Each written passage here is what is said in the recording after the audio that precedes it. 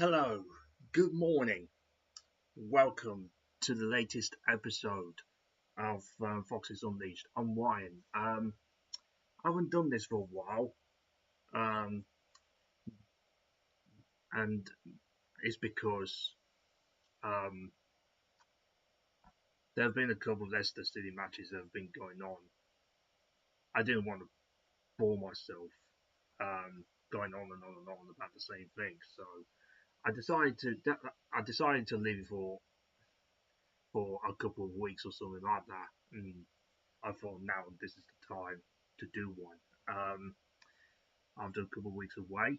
But yeah, here we are. And this is I'm doing a post match review. We played a few days before, obviously. It finished Leicester 1, QPR 3. Um, this was on the back of a 2-0 win we had against Bristol City a few days before, um, which was our first for something like 10 or 11 games. And ended a long drought of games without a clean sheet for once, which was a flaming miracle, really. Um, so it ends at 30, which is still appalling, by the way. Um, but yeah, it was a decent win, but I was not getting carried away. Now, before I move on to the QPR game, um, the Bristol City win, I just thought there were periods when we played well, but I don't. I think the performance wasn't as great as people made out to be. Um, we were good in the first half. I will admit that.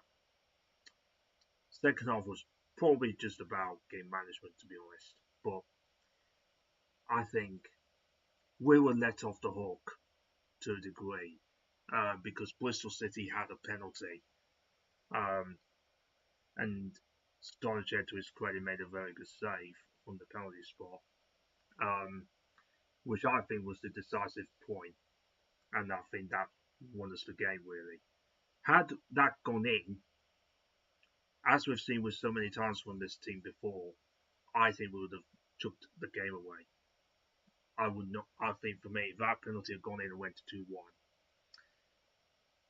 I think this Leicester team would have crumbled. It's simple as that. Um, as we've seen a number of times before, because at the minute, obviously, this is the reason why they're down where they are, and yeah, and so moving on to the weekend's game against QPR. Um, our lineup was Stolicek in goal. Chowdhury was playing as a right back. Thomas left back. Okoli and Nelson as the two centre backs. The midfield had Skip and James as the double pivot. Macassar was the number 10. Vitolo and Mavididi out wide with Jordan Ayew centre forward. Now, I didn't get certain parts of the team selection when I saw the lineup. Why is Jordan Ayew starting? What benefit is there to start the geezer? Honestly, especially when you got Passan Daka. Okay, we all know that when it comes to Mbodo, he's shit. But at least with Passan Daka, you know what you're getting. At least he'll give, at least the effort's there with him. Ayew doesn't give that, so that I didn't get. I was surprised Winks didn't start. So I thought this would have been the more ideal game for him. So I think that um, was a surprise, really, to a degree. Um, so yeah, apart from that, maybe Ricardo could have come in for Chowdhury perhaps as well. But those are the three I didn't think Guy Warwick got right, to be honest. I think he got those wrong. But in fairness, I'd say the first 25 minutes, half an hour in the game, I thought we played okay. Wasn't great, but it was okay. Um, Made the right start. We took the lead um, for Jordan James's brilliant. Well, it was a good strike, but I would pretty much say the goalkeeper um, really should have saved it, really, because it wasn't really, in all honesty, struck that hard. Um, in fairness, so I think, yeah, I think the goalkeeper really should have saved it, but um, so I'm just having a look through regarding the match stats and that kind of thing, as far as the game was concerned. So the overall stats were we had 62% possession, QPR had 38.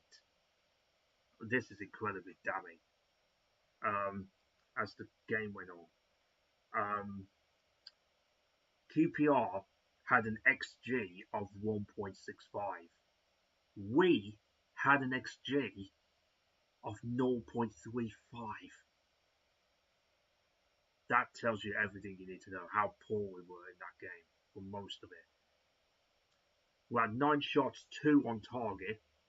I mean, there was 1 in each half. One was the goal, and the other one, well, both efforts were from Jordan James. Um, QPR had 14 shots, 3 on target. All 3 of them ended up in the back of our net. Clinical, isn't it? So that tells you everything. That's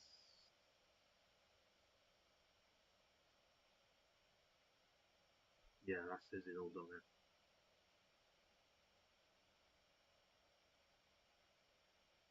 Yeah. So look at that.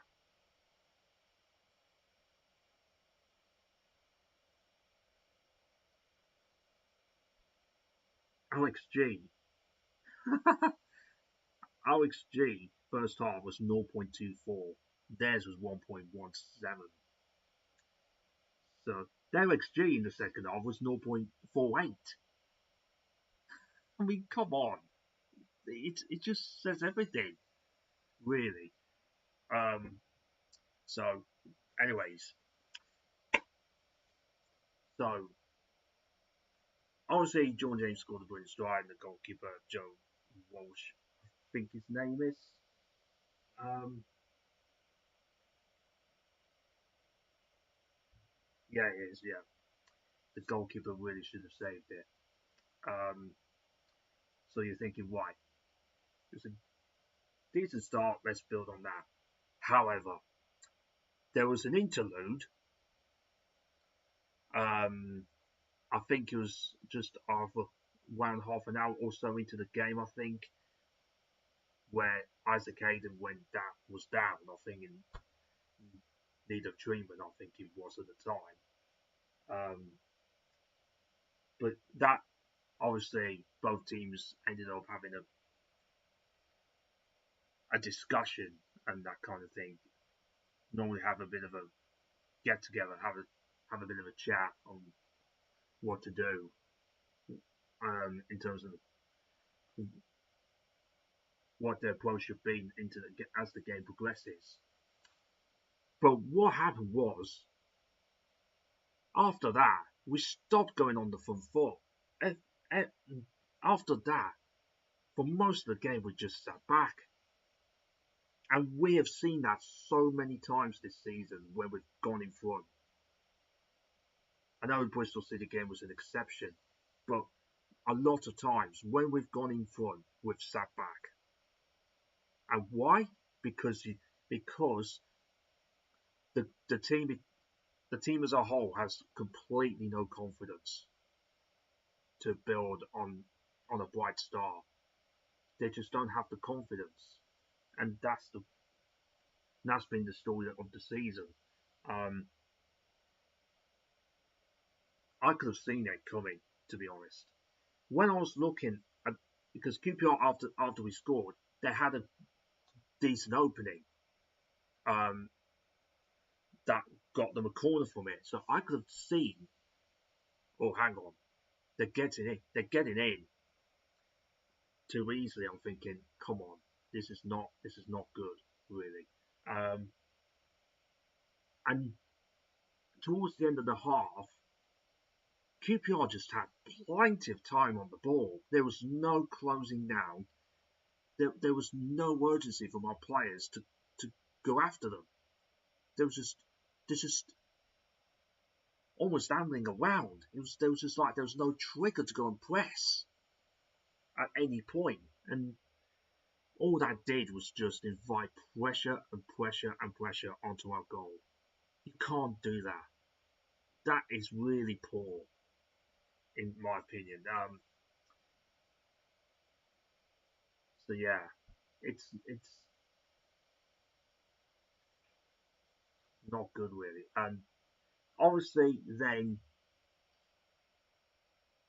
the equaliser comes, which had been coming as the first half went on. Um, and it was the most simple, basic piece of defending. That's the kind of goal you'll see at the Sunday morning level. That's the kind of goal you'll see at Sunday morning pub level. It was that bad. It, and it's the same thing that we've been seeing so often. Well, the last year or two. It's so poor. A long ball from over the top that our centre back, Ben Nelson, let ends up letting the ball bounce. You can't do that. That's that's weak defending. Also, I think this is what I think. I know I know there's been blame on Jakob as well. I honestly think, yes, you can sort of question his positioning, and that's fair enough. But I think he was completely caught in no man's land, thinking, and deep down, I think deep down in his mind, he thought that Ben Nelson was going to head the ball away, which I think caused the panic in his decision making. Um, whether I should stay out or whether I should be back in my own 6 yard box or on the goal line, you thinking, oh god, you'll be thinking, oh shit, what do I do now? Do I stay here or do I end up going back towards the goal line? So I think that's what I think caused a bit of panic with the goalkeeper Jakob. Um, so that's why I'm not completely blaming Jakob as much as other fans are doing to a degree. So for me, Ben Nelson was majorly at fault for that. I think that was basic poor defending. You should never, ever, ever, when there's a long ball coming coming over the top, you should never ever let the ball bounce. I've seen it quite a few times before. I saw it happen last season a few times. Um, I think I think this happened at Manchester United um, when we lost 3-0. We let the ball where I think it was Christensen that let the ball bounce that led to us conceding. Well, fast against Nottingham Forest at home, let the ball bounce for I think it was Chris Wood to score Nottingham Forest's third goal. I think um, that came from a long ball, letting the ball bounce, and I think it was the Everton game as well. I think um, where Vestergaard let the ball bounce and we conceded, and I think it was for for the second goal, I think it was that day, Goodison. So there are a few examples where we have conceded soft goals from long balls over the top, and I just can't understand why we keep doing that. Why this allows to still happen? It's so basic. It's easy to sort out. It's it's absolutely ridiculous. Um, so for me, I think Nelson has to shoulder the blame a little bit for that. So we're going to half time. It's 1-1, and it's an opportunity then to regroup. Bit of a setback. You think, why? This is where I think the changes have to come in. I think Macassar for me should have been substituted. Macassar for me had a poor first half, really poor. Um, it was not the right ideal game for Macassar really to be starting. You could bring him on off the subs bench, but to be honest, I just don't think this was the right sort of game for him to be starting. And you know what? I just think he's more of an impact player off the bench, really. I don't think I see him as a player that starts in the starting 11. I could be being a little bit harsh here, a little bit. I just feel that I think he's better off coming off the bench, being an impact sub, to try and change the game with his pace and a little bit of energy, so to speak, to go with his technical ability. And that's not a dig at him, because I'm sure he has will potential. I'm sure he does. But I just don't think when it comes to starting a game, this is really ideal for him, because you're in a relegation battle, you're in a scrap, and I don't think this type of thing will really suit him in terms of starting a game. You know what I mean? It can come on and have an impact. There's no harm in it. But I just think when it comes to starting a game, I just think it is a little bit too much. So, anyways, I think Wing should have come on at that point. I think Daka should have come on at that point. In place of Ayo, who was basically shit. And there was no benefit in starting the geezer. John Ayo's just so bad. I just don't, I can't, and that's where Gary Rowett, I'm afraid, has to shoulder his fair share of the blame for that. Why are you starting Ayo, mate? Come on. I know you've not been here for too long, but we all know, our fans can tell you that Jordan Ayew, I'm afraid to tell you this, mate, he is not going to give you what you want. He's basically shit. Unlike Daka, who at least will put the effort in, he may not be good enough when it comes to finishing, but at least he will go and hunt the ball down and will put the effort in, close down defenders. I may not I don't rate him personally, but at least you cannot question his effort and his desire and his commitment, and that's what I want to be seeing, right? Rather that than Jordan Ayew, who gives absolutely nothing, strolling around doing nothing, which for me is absolutely disgraceful for a professional footballer. It's not acceptable. Um, so yeah, those are the two changes I would have made for the second half. Now, as the second half goes on, it was one of the most shocking. It was a terrible, terrible second half, really. QPR just bossed it, really. And the second goal, I mean, come on. It was a cross that came in. I think it was Harvey Vale, I think they put the cross into the box. I think. Um,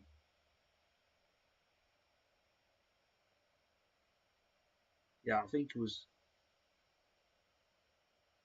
Harvey Vale that put the cross into the box. Let me just have a look again.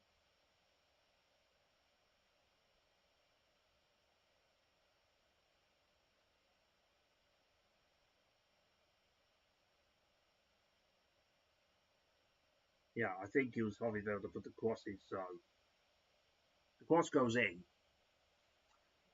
and Jakob was comfortably there in a good position to catch and grab the ball, diving down to grab the ball.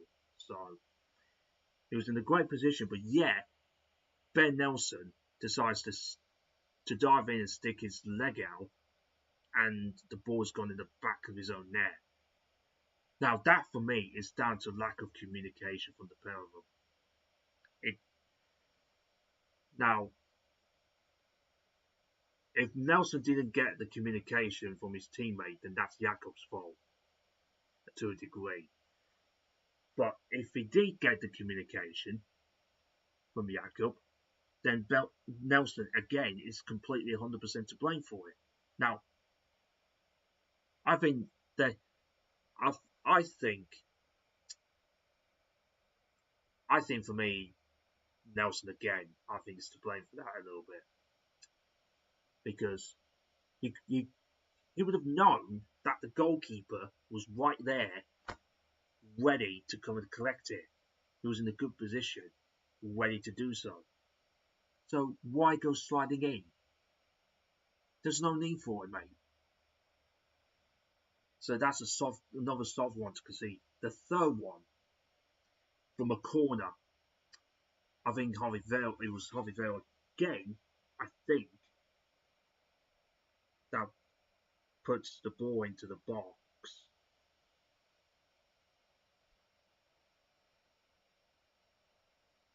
Yeah, it was. Harvey Vale puts the ball into the box, um, and it was headed in by Ronnie Edwards at the centre back for QPR. It and it was terrible defending again. Horrendous defending. I mean, you got Jakob should have commanded his box in my opinion. Um, all he was doing was watching the player the whole time. Having watched it back, all he was doing was watching the player instead of having his eyes glued to the ball that your goalkeeper should be doing. And in all honesty, if you don't, if it not, if say like the teammates are preventing you from catching it, that doesn't mean you should come out. You shouldn't come out and press the and sorry, you should come out, command your box and punch it. Just if you're not able to catch it, that doesn't mean you should not command your box. You should at least come out and punch it. Come out and punch the ball, right? It if you're not able to catch it, right? It's because there were other players there, but just command your. But still, you should be commanding it. Punch it. I mean, it's not good goalkeeping for me. Um, was he 100% to blame for it? Probably. I would say probably not. Because there were other certain bits in the penalty area that really, really should have been better.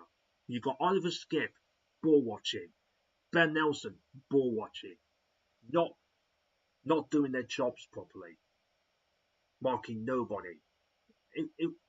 You got Coley that was almost like in the sandwich between two QPR players, and so he couldn't do anything really. But you look at Skip and Nelson, what were they doing? Ball watching. It's absolutely terrible marking, in my opinion. So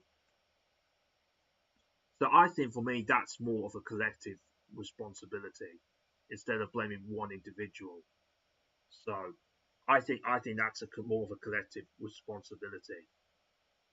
So yeah, once the third goal went in, you knew that was game done and dusted. Um, so that was how the game went. Yeah, it was a poor performance really that we've seen too often this season. So yeah, not good enough. So that leaves the championship table um,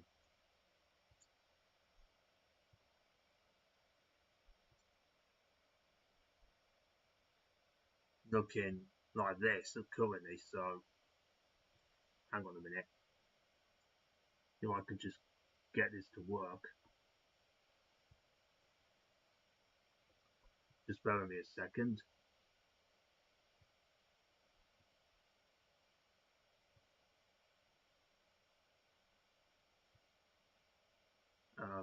Let's see.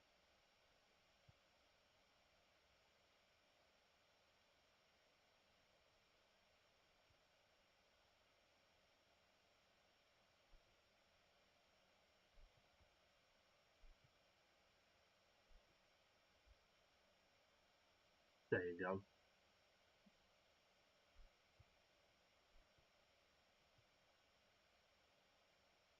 There you are. So this is how.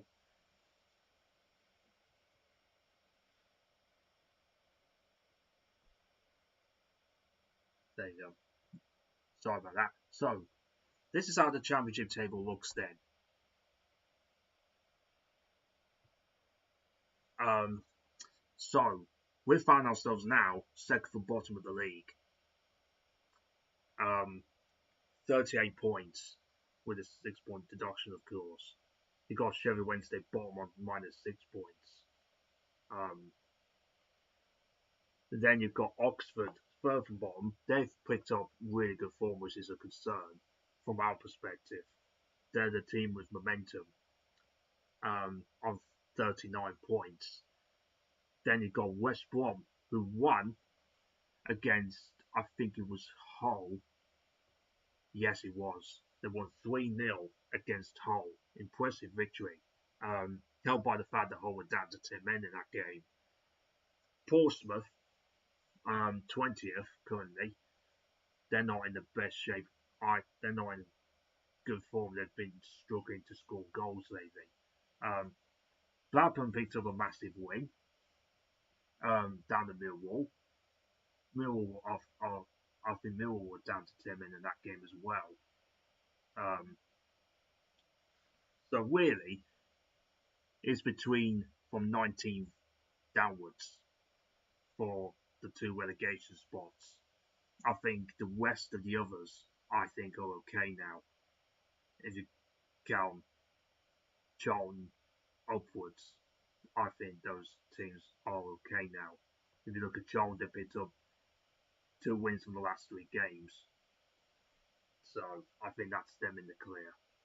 Um, so yeah, it's looking more likely it's going to be between those 5 teams: us, Oxford, West Brom, Portsmouth, and Blackburn.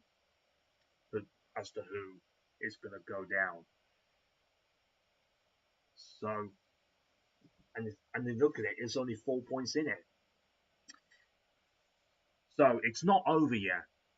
But my word, to be second from bottom at this stage after 38 games, that is completely unacceptable. That is so wretched. We've got the second worst defensive record in the league, joining the QPR, of course. Conceded 60 goals. I mean, come on. That is a that is nothing short of disgraceful in my eyes. So bad. Um, yeah, it's embarrassing. Embarrassing. So the fixtures that we've got coming up, let me just bring that to you. There you go. So 21st of March, that's next weekend, away against Watford. Then we got Preston at home. Then Sheffield Wednesday away, Swansea at home, Portsmouth away. That's a big one as well, by the way. That's a huge game that we can't afford to drop points. Hull at home, Millwall at home, and then this could be decisive, really. Blackburn away on the last day, on exactly the 10th anniversary of that infamous Premier League triumph. And yeah, here we are. Could be facing the prospect of League One 10 years later. That for me is just disgusting. Disgusting. Obviously, I've already said what I've had to say about the board and all of that. Made structural tweaks since then. I mean, it's gonna be tough to watch, isn't it? Very tough watch. Let's have a look at these stats for teams. Let's have a look at that.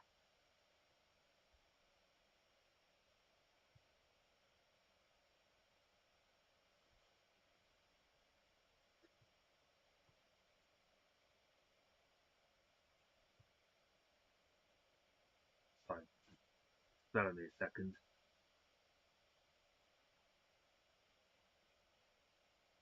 So yeah, our goals per match are 1.3. That's goes down in 11th. So I don't think goals are the issue here. Look at the goals conceded per match, 1.6. That's almost 2 goals per game.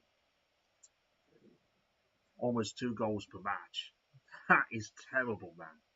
Only 4 clean sheets all season. Second worst. Our XG is a big problem. Look at that. 39.2. 4 from bomb. That's extraordinary, really. Big chances, 58. And in the bottom. Accurate long balls per match, the least in the league, 16.8.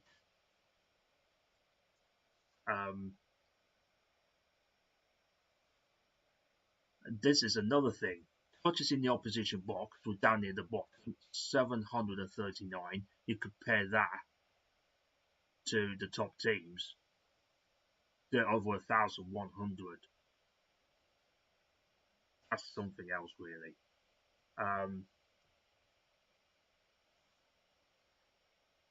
XG goals conceded. Look at the comparison. We're down 4 from bottom, 56.6. And Middlesbrough and Ipswich are 34, 35.7 respectively. I mean, really? I mean, goodness me, that's poor, man. So, and yeah, look at that as well. We've been to 4 red cards this season.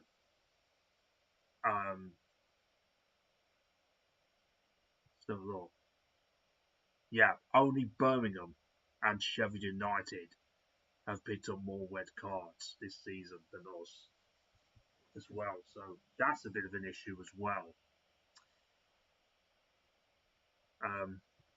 So that really does say it all. Really, to be honest, how bad this situation is.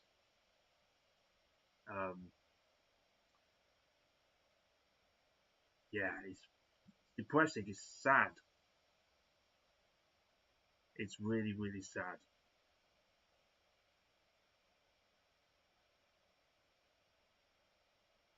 Let's see. Ah, there it is. What I'm going to do as well um, is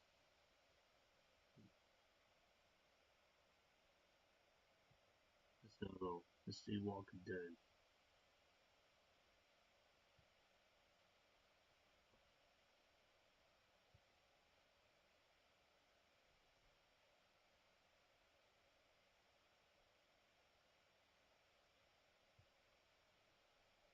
Right, we'll exclude these.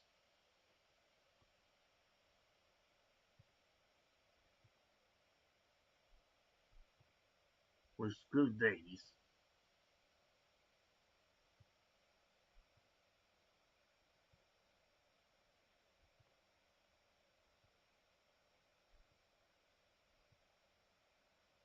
Just bear with me a second.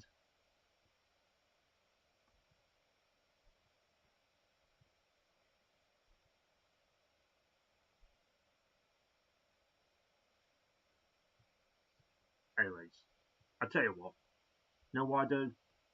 I'll leave those until the next stream I do. Um, yeah, I'm a bit all over the place in a minute. But anyways, I just thought I just have a I just think it's a sad indictment on. It's just really sad times. It's like you just don't want to see this happening at your football club. But unfortunately, when the situation is like this and it's really really bad, I mean, what more can you say? It's horrible. It's absolutely horrible to watch, and it stinks. It's not great really. Um, anyways, let me just come off this for a bit.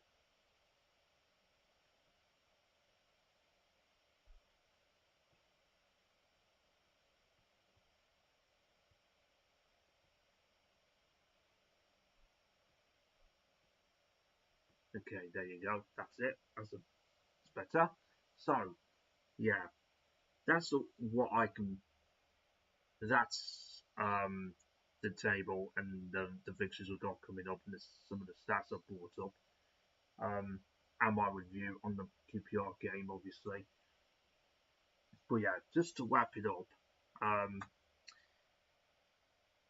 yeah, at the minute it's a real depressing time for this football club. Um, so yeah, I think this is going to be very very ugly. Um, yeah, it's going to be very very sad.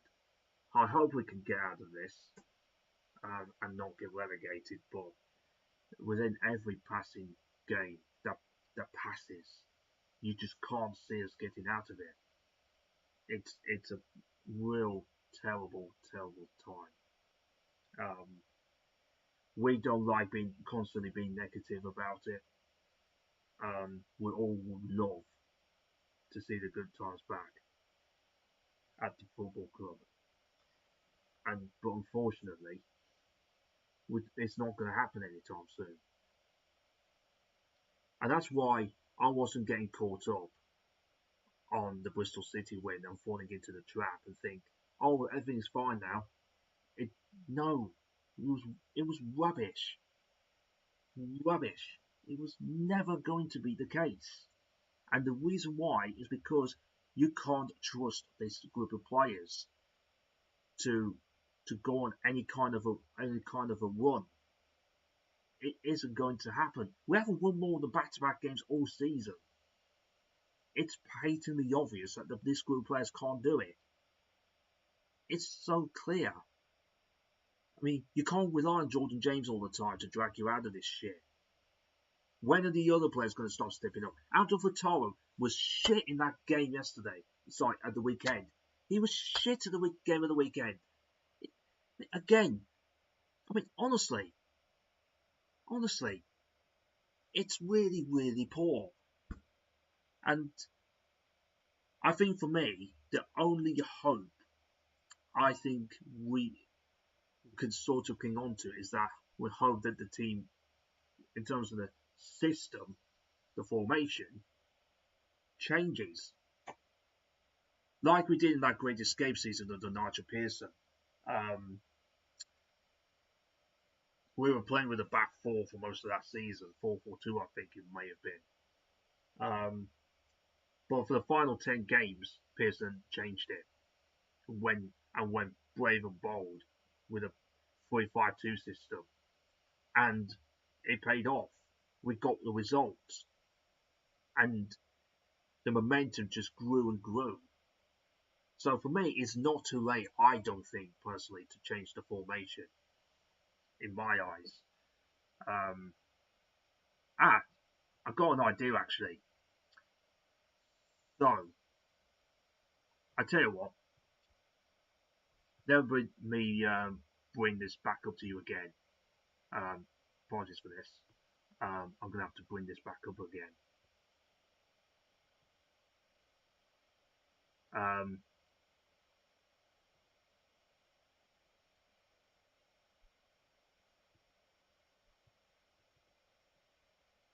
Yeah, there you go. So, this is what I like to see happen.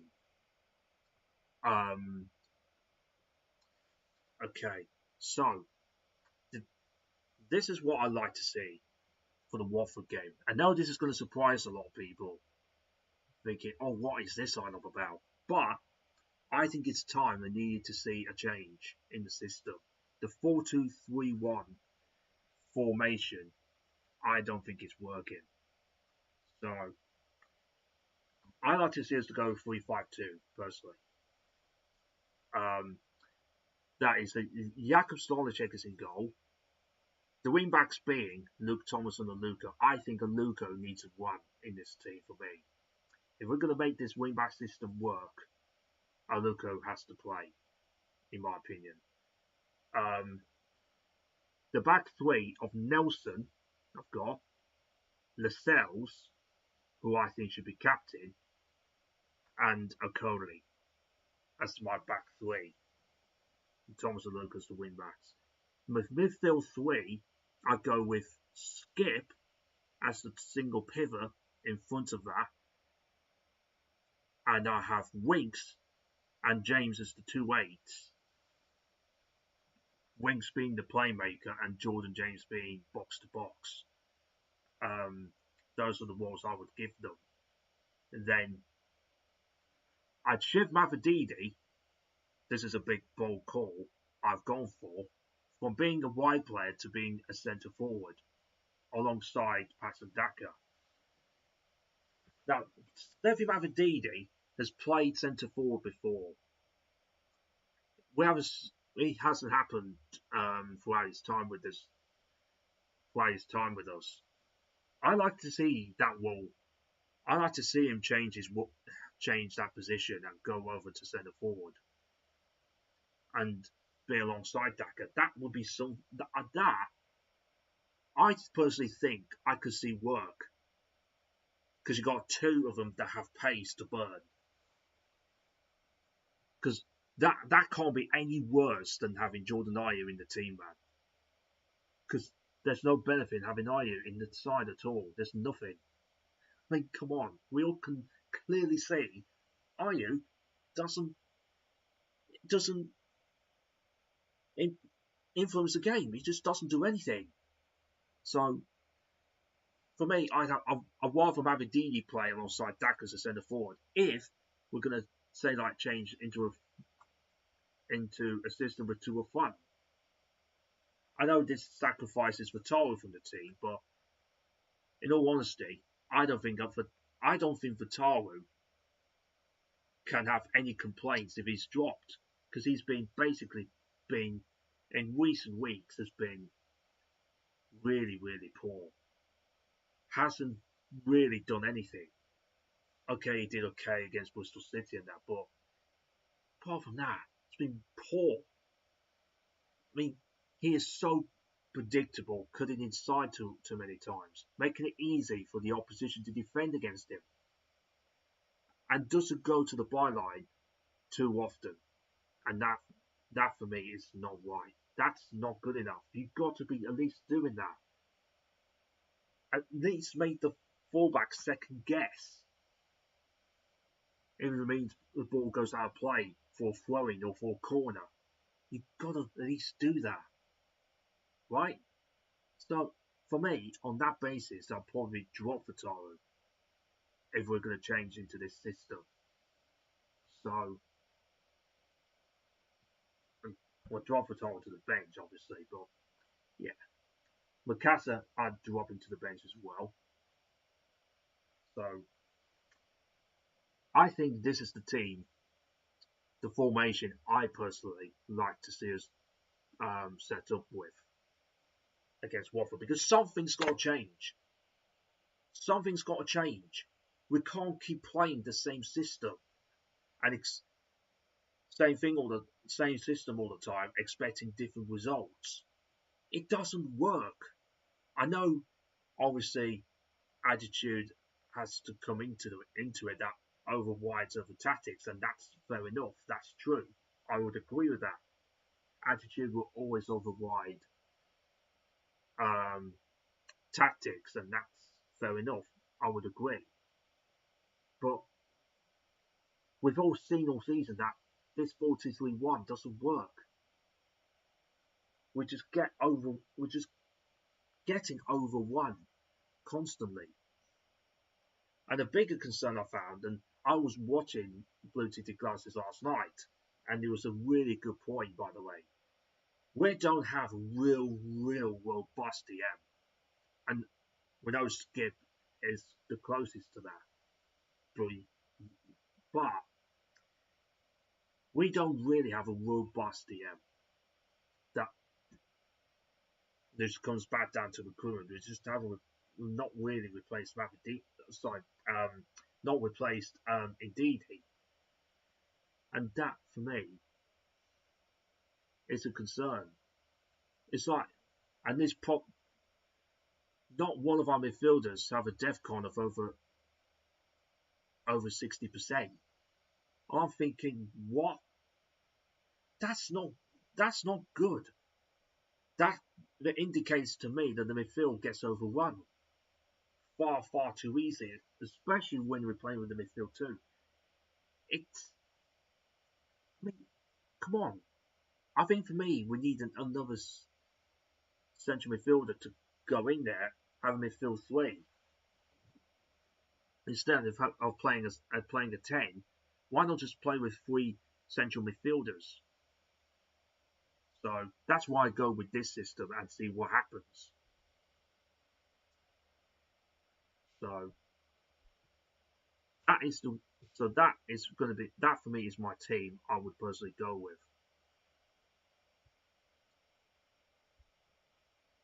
So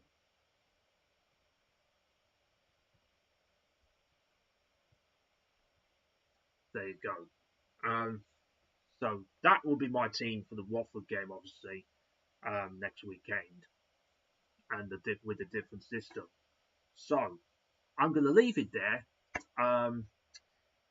It's been a while since I've done an episode on Foxes Unleashed. I hope you've enjoyed it. So regarding this that tier list I was looking at doing briefly, but then decided against it. So what I'm going to do is I'm going to save that for the next episode. Maybe once the season's over and finished, once the season's finished, who knows? But the next episode I may plan on doing will involve that tier list. So yeah, because I think it's fair. I think the right time, almost the right time to assess how each individual's uh, performance, overall performance has been. during that period now. So yeah, that's going to be my plan further down the line. So,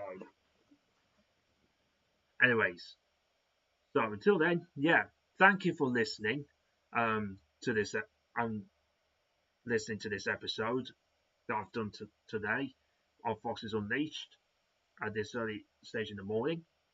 So yeah, we've got the Watford game next weekend. I don't have much confidence for that game. They beat Wexham last night, so that's not gonna. So they're gonna be heading into that game confident. Um, so yeah, until then, hope for the best that we can and try and stay in this league. So hope for the best. Until then, catch you soon.